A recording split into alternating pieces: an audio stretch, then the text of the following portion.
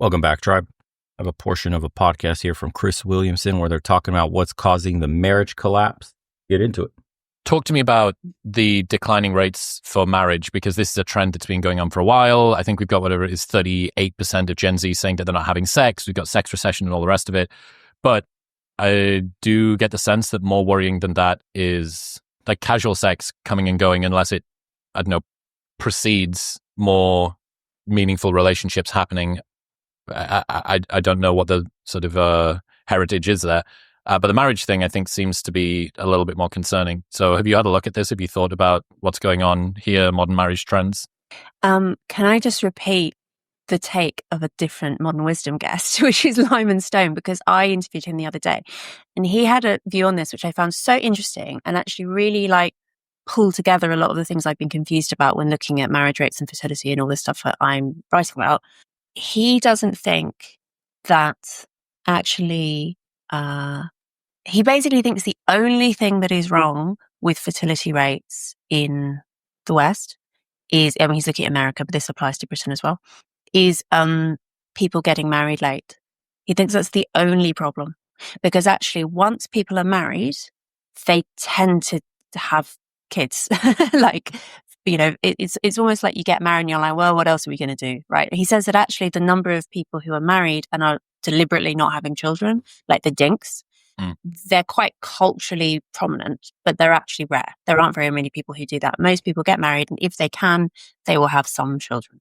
But when people are getting married into, I think the average age of first marriage now is over 30, definitely. And the average age of marriage in general is quite old because people who get married multiple times account for disproportionate number of marriages, so they drag it up. But during the baby boom, the average age of first marriage was so young. It was like 22 or something, really young. And even in the 80s, I got married when I was 25, which is basically a child bride in my peer group. In the 80s, that was average, right? So people are basically just skipping the whole of their 20s during which they could have. Why though? So, okay, you can reduce it down to, well, you need to get married earlier, and then naturally people want to have kids because, hey, you're married, you're having sex, now you have a long-term spouse, unprotected, kids just start to happen as you live your life day in and day out. Why are people not getting married earlier? Well, economics. Nobody wants to bring this up. The real problem is economics. Our government's fucked us. Our leaders are terrible. We don't have any. Actually, we just have middle managers. That's what we have. We have managers trying to manage the country, but there's no real leadership here. No offense, but Trump is not going to save this fucking boat in 4 years, guys. This is a problem that's been going on since before Trump was probably born.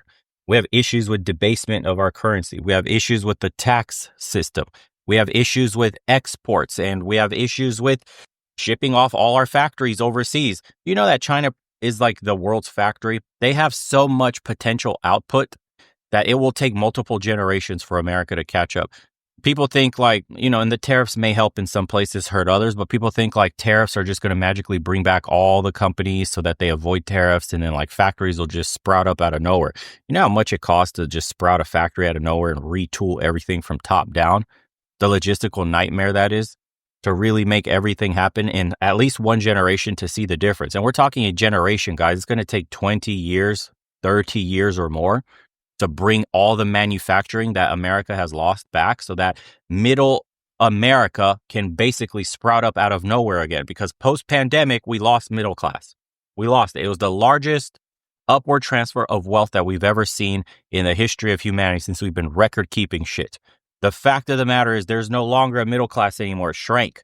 We have rich and we have poor. Everybody else is just trying to make it, while a select few people in the top 10% are the ones that really spend any money. There's this economist that I was listening to, and listen how fucked up this is, guys. There's going to be a bifurcation of our economy. In essence, we're going to have two economies. We're going to have the economy of the normal person that's barely making it. And then we're going to have the economy of the rich, all the luxury things that they spend money on, excess income that they have. Here's how you're seeing this happen. When they build an apartment complex, aren't they always luxury apartments these days? When they build houses today, do they ever build starting homes or lower income home housing, affordable housing? Or is it always gargantuan fucking McMansions? When they even build townhouses, aren't they always luxury? This has been going on for years. I was in remodeling construction in America before I left for Europe. And I can tell you this started way before 2016. I saw Atlanta start transforming before my very eyes, where they were building next to an apartment complex. They're building townhouses that had a starting price of $1 million or more. I guarantee you today's rates, that was 2016. Those are already doubled probably. In the part of town that they were in, easily $2 million for a fucking townhouse, probably 2,200 square feet. Okay. Everything that's being produced today, that is services or products or whatever the fuck, is always luxury. Why? Because they learned since the economic downturn of 2008 and 2009 that rich people are recession proof. Luxury businesses are recession proof. Patek Philippe doesn't have a problem during a fucking downturn in the economy. Louis Vuitton doesn't have a problem during a downturn of the economy. These people have money that their shoppers, their core customer, has money in any economic cycle. But if you're a normal mom and pop store, if you just do like remodeling like I was doing, for example, just say, but you only focused on residential housing and you did lower income stuff, you're going tits up. You're done. The moment an economic collapse happens or any recession, God forbid a depression, the only companies that are going to survive are the ones that are tailored to a whole class of people that have millions of dollars just sitting in a bank account. So this separation in our economy has been going on and you're seeing it already. Even in my business alone, I watched how most of my business during the pandemic and all that shit, because we were an essential business, obviously doing construction, and we were only going to rich people's house. It got so lopsided. Like it used to be 60-40. 60% of the business was really wealthy clients. And then 40% were normal people that were like, oh, I don't know, I'm selling my house, or I'd like to renovate something, or I need some damage fixed by woodpeckers or whatever. That shit turned into like 90-10. And it stayed that way.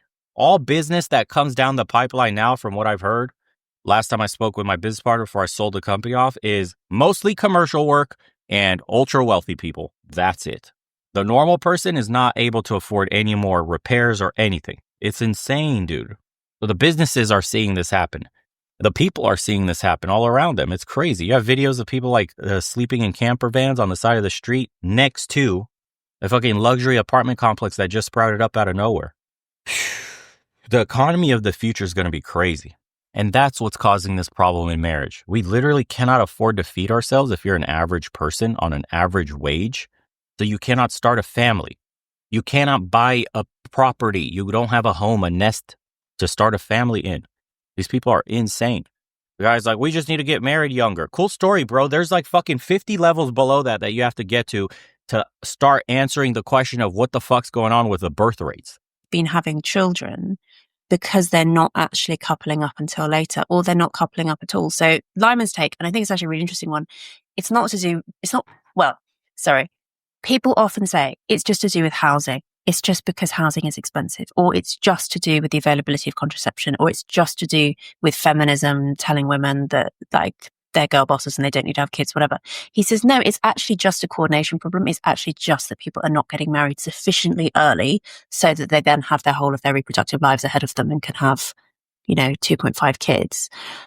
But that is linked to the other stuff in the sense that he thinks, and I think this is really persuasive, that the reason people aren't getting married younger is because men in their 20s are not able to, for various reasons, signal their suitability as husbands. Economic viability, boys. You're not an economically viable male. That's all she's saying. Suitability as a male. You're not signaling suitability. Do you know what that means? Let me translate that fem shit, that fem talk for you. You don't make enough money to support me and kids. You are not an economically viable male. That is why they're always going for the top 20% of men. Hell, it's gone down to like top 10% now because competition is so fierce and the economy is such shit that you need a really high income. If you're not earning six figures, bro, you are considered by most women economically unviable. That's what the fuck they're really saying. I hate this doublespeak. In a way they used to. Because what women are looking for when they're looking for a husband is someone who they know is going to be reliable during moments of difficulty when they have children. Because when you're pregnant and when you're nursing and you've got young children, you simultaneously need more resources and There it also is. have less ability to get those resources for yourself. So you're in a real pickle. And like the person or people who can provide that for you, like, you need them, you need someone. And the obvious person is the father of your children. And that's what monogamous marriage is, basically, like legally obliging men to step up during those moments. And so women are looking for a man who will do that and who is capable of. And then part 2 of this problem is men are looking at the women that are available, and that pool of women looks like absolute dog shit. Sorry, but the femme-centric nature, the masculine appeal that they have today is not appealing to any man. We don't want women that argue and fight with us. We don't want women that are full of fucking tattoos. We don't want women that have like, those bull rings and all that shit and all this fucking trauma and it's unresolved and you're a victim of absolutely everything. And then the adversarial nature with this stupid patriarchy bullshit that they push down the throats of any woman that's ever set foot on a college campus. So they get churned out into like man-hating fembots and they come out into the corporate world where DEI is also pushing them through into positions that they didn't earn. Not on merit, just because you got something in between your legs that a man doesn't. And then now you think you feel empowered and you think you're capable and you think you can lead a home and do all this shit in girl boss, superhero girl bullshit that they keep teaching women. And men are just looking like, you want me to provide for a man, basically? You got your own money, your own job. You don't need a man. You keep repeating that in my ear. And you want me to somehow step up and be a real man. For what? You're hardly what I would even consider a feminine woman today. Besides what's between your legs, your mentality, your brain is so fucked from all the propaganda and indoctrination that we are no longer compatible for a long-term relationship. You might as well date another woman and girl boss it up together, scissor style. This is the fucking truth, bro. Nobody wants to say this shit out loud. And if you do, for the channels that probably did, you got censored the same way I did and suppressed to absolute fucking hell. Still suppressed, bro. It growing despite getting suppressed for saying shit like this. Unbelievable. We have economic problems that underpins everything. And then 2, we have a woman problem in the West. A masculine woman, femme-centric woman, whatever the fuck. You can't even say the other F word because you get absolutely wrecked by the algorithm. So you got to say gynocentrism. Such fucking bullshit. Yeah, dude, go overseas, date some women, see for yourself what femininity looks like, see for yourself what a society that actually values men looks like, with a woman that was raised in a family that taught her what the fuck the value of a man looks like, and trained her how to be a good wife. Because that's what the fuck is missing in this world today. They want you to be trained to be a traditionally good man, to protect, to provide, to give your fucking life, to step up and be a real man, but they don't know shit about shit. She can't fucking cook. She can't boil fucking water to save her life. All your meals will be some boxed bullshit in the microwave, and you got a loud fucking mouth that doesn't shut the fuck up and can't clean a place correctly either. Unbelievable. No fucking thank you, bro. I'm so glad I went overseas just to experience that shit opened my eyes. I'm telling you, I came to Romania just to scope it out for my family and see if it's a good place to relocate them. I retired my parents and I dated around. That's how I met my current girl. And I came back to the United States just to help my parents sell their house, get all that shit in order and, help them relocate over here. They were staying with me in an apartment I had. And I had dating apps open. And I was getting nothing but rainbow hair or dudes in dresses, to a shocking degree of the matches. Or fucking dudes in dresses and rainbow hair willies, fucking cave trolls, the most disgusting shit you could possibly imagine. And then you go and open up the dating apps here and women are like thanking you for your time. Absolutely responsive. You could have normal conversations. Girls were like messaging me if they were late, sending me videos and pictures, updates. Like, oh my God, there's a car accident. I swear I'm on my way. I'm so sorry. You can leave if you want. I understand. Yeah, I'm like, meanwhile, dudes are getting yelled at in videos because they're taking girls to like fucking, I don't even know where that one video was. The guy was in a Tesla. He was getting yelled at for like True Food Kitchen or some shit. You can't take my hair because this is a franchise. I deserve 5 stars. Gosh, shut your fat ass up. Man, dating in the West is a fucking joke. If I had to go back and live and be a single dude, I wouldn't waste a single fucking second. I'd save my money and I would literally spend like a month or two overseas and just date overseas. That's it, dude.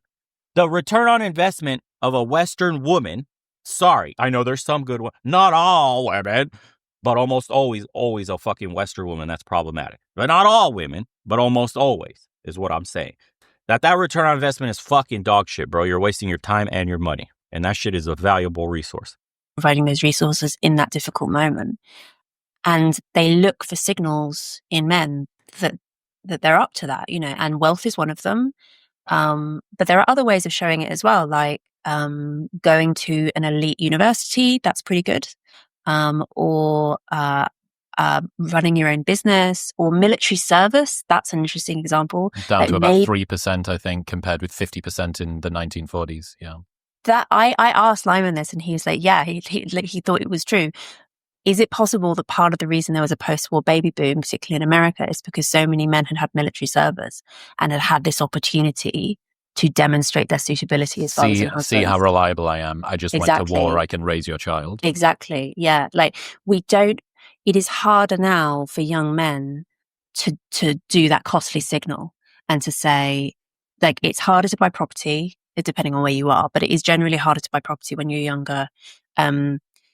The nature of everyone going to university actually is kind of, well, not everyone, but when lots of people go to university, it actually devalues the signal. And it also basically extends your adolescence in that you can't start your business, buy your property, do whatever until you've graduated. And this just like pushes further and further into your 20s. Military service, as you say, much less common. Basically, the ways that men could demonstrate that they are up to being fathers and husbands have become scarcer. And it's no good if you gain those costly signals in your 50s, right? Because at that point, like, you're outside of the reproductive window. It has to be really in your 20s or maybe in your early 30s. And that is exactly, I think, what we are missing right now. And maybe that. Okay. Lack of opportunities for a man to show himself as a man in his early 30s. Great. Okay. Roundabout way of saying what the fuck I just said. That's the key thing. Maybe that's why, like, birth rates are falling off a cliff. Yeah, I mean, there's a lot of things going on, but certainly comparatively, if you were to roll in whatever Malcolm Collins's or a Stephen J. Shaw's idea around this, that as females who seem to be much better at all types of education, socioeconomic success in the modern world is pretty much laid at their feet until they pay the motherhood tax in their 30s or whatever. They are more conscientious on average. They're better at handing in homework. I saw Alex Datesike post something this morning about how they can do better sort of long-term planning about when they need to revise for tests and stuff. Like every different part of education, when the breaks get taken off for women, for girls, it seems to be they're pretty good at it, and they're flourishing. And then I think if you have that, which sets, well, look, this is how much I can look after me. If you, at the very least, can't look after me as well as I can look after me, how much faith can I have in you being able to step up? The bare minimum should be that you can do what I can do, and it seems like you maybe can't. And then on top of that, I think the exposure that we have to life expectations of other people online, getting to see the best of everyone's life while we get to see the worst of our own, creates this lifestyle inflation expectation, intergenerational competition theory. Look at where my parents were when they were my age, and they had this house, and they had this thing, and they had this, that. I'm never going to be able to get this. Despite when economists do every different type of analysis that you fucking can, adjusted for inflation, Gen Z are better off than every other generation that came before them, economically. They feel like they're not. And the way that you feel is reality when it comes to this, because you're not looking at, you're not doing an economist, you don't have a spreadsheet to work out what's actually going on. What you're doing is saying, well, how do I feel about this? You go, I feel poor and unprepared and like the world is about to burn because it's filled with... Again, we need massive public works. We need reinvestment in the country. We need to bring back all the factories and manufacturing into the United States. We need massive top-down, what America did before when it was prepping for World War II and shit. We need to build more highways. We need to build more infrastructure. We need more factories. We need to just build shit back home. A man should be able to, at least when America was at its peak relative economic, output versus the world, it was the manufacturing hub of everything. That's why China's upgrading at an insane degree right now. Despite the propaganda you see online, especially by some YouTube channels showing China to be like garbage, the people that have actually gone there, the videos showing you what it's like just walking around those big cities, the train stations, the advancements in AI and tech, they're keeping up despite being sanctioned by the United States. There's a reason the United States is sanctioning China and their access to high-end, like, latest frontier technological advancements in tech and chips and all that stuff, because they basically have caught up and surpassed the United States in some ways as well. That's what happened with the sanctions in the first place. I think they developed some fucking hypersonic missile that the United States was like 10 years away from developing or something, and China already has a working model of that. Something to that sense. Anyways, until we bring all that kind of economic output back here where a man could get a factory job and support a family the way his great-grandfather could. Factory job that pays you a good pension if you stay there. A company that won't fucking downsize for no stupid reason and looking at the bottom line only. Right? And you're producing a product that's made in America with a good salary. And that salary is good enough if magically they were to fix inflation. Let's just say it kept up with inflation. That salary could afford you the median home today, plus a car and your wife to stay at home. And a dog with a good white picket fence and a nice fat green yard. If that were to happen, I guarantee you the populations would boom again. You don't think if we wholesale gave women the option of staying at home and being mothers, and the man had adequate income by himself that was stable for decades, which he would have a pension off to retire later on in life that could still support him and his wife once the kids left the house, and then the kids would then have jobs that were similar or better to the father, which then would allow them to send over some extra income to the mother and father if they ever needed it besides the pension. You don't think people would be having kids in that kind of system? We're being fucking drained, guys, of absolutely everything. The reason we're animals, the reason we're so skittish, we're so stressed out, we're on so many pharmacologicals, we're fucking depressed, we're anxious, we're all this shit is because you have a caged animal and living in a fucking environment that's absolutely negative and toxic as shit with no positive outcome for the future, or at least outlook for the future. You have to have esoteric ways of making money today because the old model doesn't work anymore. And we're still on you must do the old way of things, the old school way of thinking. Go to college, get a job, work for fucking 30 years, then retire. That shit doesn't work anymore. Not in today's economy. That's why people have so many fucking side hustles. That's why the gig economy rose out of nowhere, where people are fucking driving people's foods to their houses to make a little bit of extra change on top of their already, part-time or full-time job. To make ends meet, not to save money, not to scroll away a few nuts. To make ends meet, you have to get a gig job. Fuck, bro, are you kidding me? I'm so sick of this. Why the fuck aren't people having kids? Look at the fucking lint that's collected in people's fucking pockets. Anyways, I ain't hearing any more of this shit. I'll leave it for the politicization of birth rates and maybe something else. What's the comment saying? This guy says, modern society is so busy trying to convince women how strong and empowered they are, it hasn't stopped to ask women if they're actually happy. Anyways, we'll see you boys on the next one. Take care, everybody.